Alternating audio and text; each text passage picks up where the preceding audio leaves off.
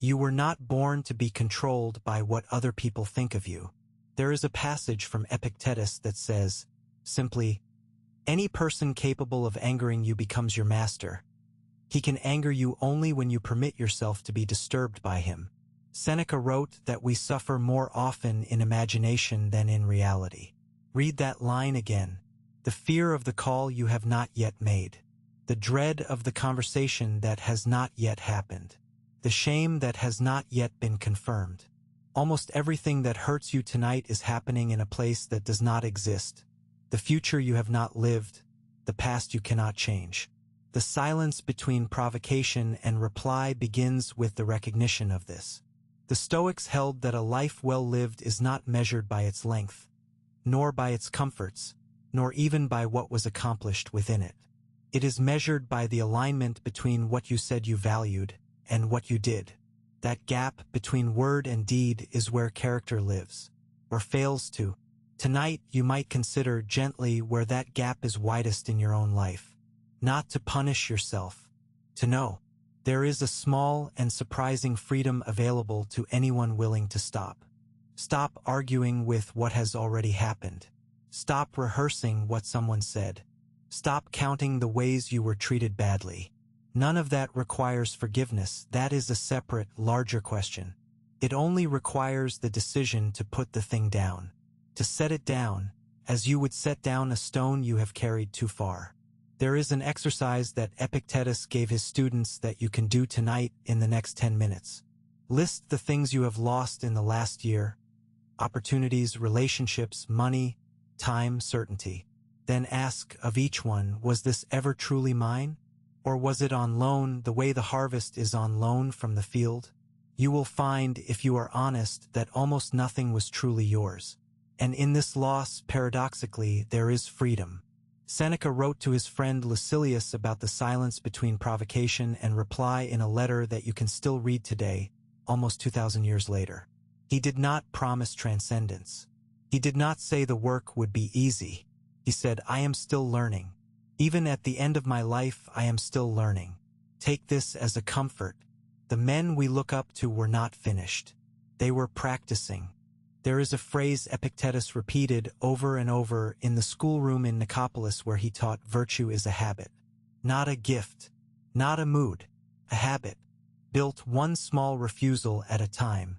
The man who can sit with a difficult feeling for 30 seconds today can sit with it for a minute tomorrow. The work is unremarkable. It is also the whole work.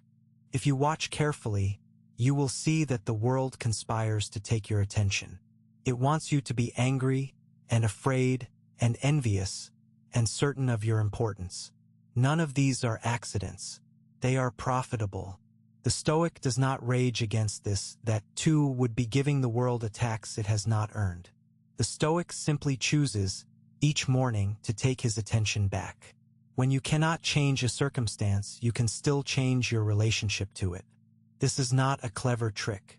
It is the central insight of the entire Stoic project. The man in the prison cell and the man at the banquet are doing the same work, choosing what they will make of their portion. The portion itself is not the point. What you make of it is. There is no shame in beginning again. The Stoics, if they could speak to you now, would not be impressed by your record. They would not care how many times you failed before. They would ask only one thing. Are you, in this moment, willing to begin?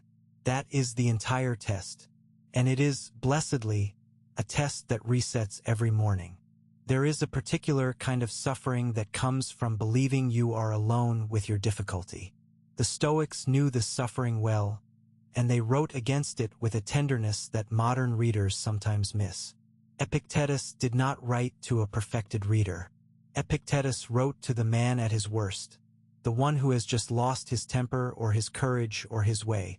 To that reader, the message was always the same. Begin again.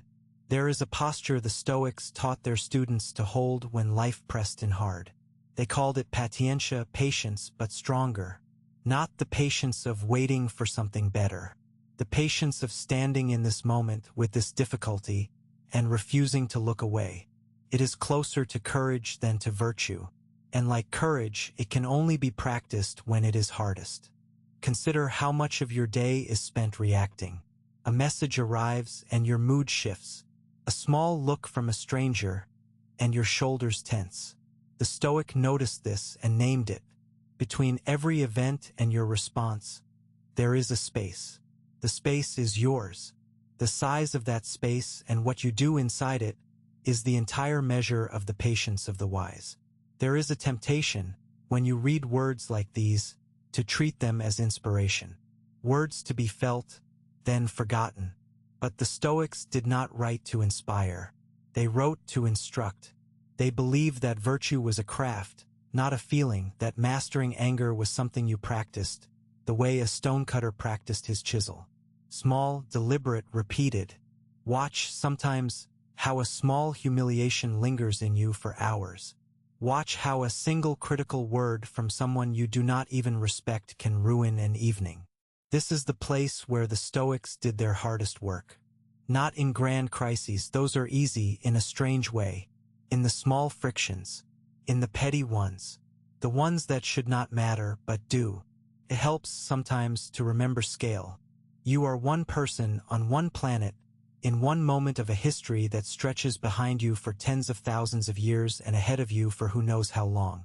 The thing that is bothering you tonight, the slight, the unanswered message, the small humiliation, will not be remembered by anyone, including yourself, in a year.